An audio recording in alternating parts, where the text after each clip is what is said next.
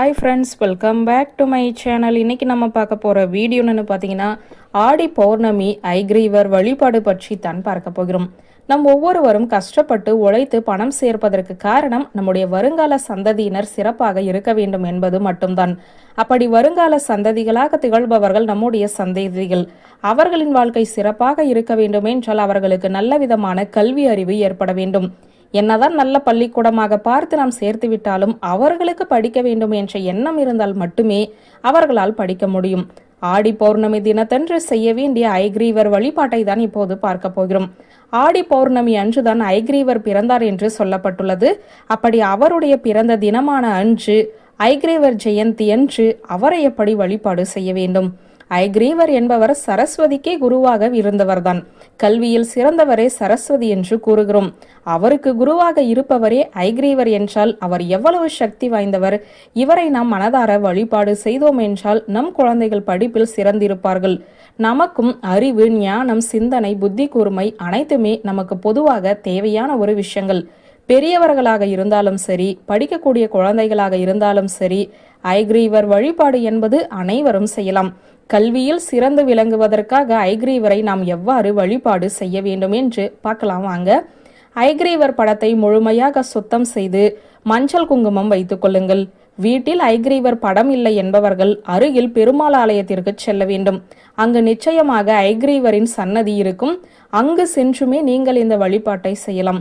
மேலும் லக்ஷ்மி ஐக்ரீவராக இருக்கக்கூடிய படங்களை வீட்டில் வைப்பது மிகவும் சிறப்பு வாய்ந்த ஒன்றாகும்.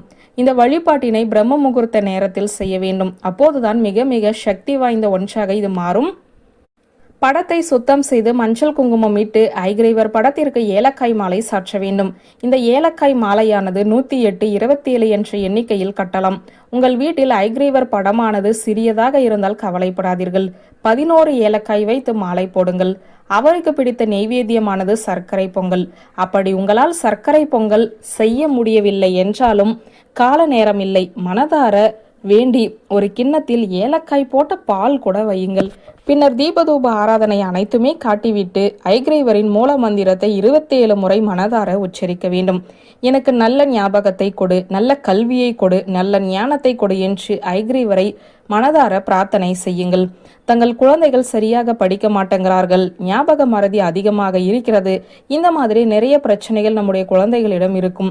இந்த பிரச்சனைகளில் இருந்து வெளிவர இந்த ஐக்ரீவர் வழிபாட்டை ஐக்ரீவர் ஜெயந்தி என்று, அதாவது வெள்ளிக்கிழமை என்று செய்வது சிறப்பு. அதிலும் பௌர்ணமி இருக்கக்கூடிய அந்த நேரத்தில் இதனை செய்யலாம். ரொம்ப ரொம்ப சிறப்பு வாய்ந்தது. நாளைய தினம் வெள்ளிக்கிழமை, ஆடி பௌர்ணமி, அது மட்டுமல்லாமல் வரலட்சுமி விரதமும் வருகிறது. இது அனைத்தும் சேர்ந்து வருவதால் இந்த நாளுக்கு ரொம்ப ரொம்ப சக்தி அதிகம். இன்றுதான் ஐக்ரீவர் அவதரித்தார். அதனால் நாம் அந்த நாளில் ஐக்ரீவரை வழிபாடு செய்வதால் மிக மிக நல்ல நன்மைகள் உண்டாகும் என்றே சொல்லப்படுகிறது. வியூவர்ஸ், இந்த வீடியோ உங்களுக்கு பிடித்திருந்த லைக், கமெண்ட், ஷேர் பண்ணுங்க. நன்றி.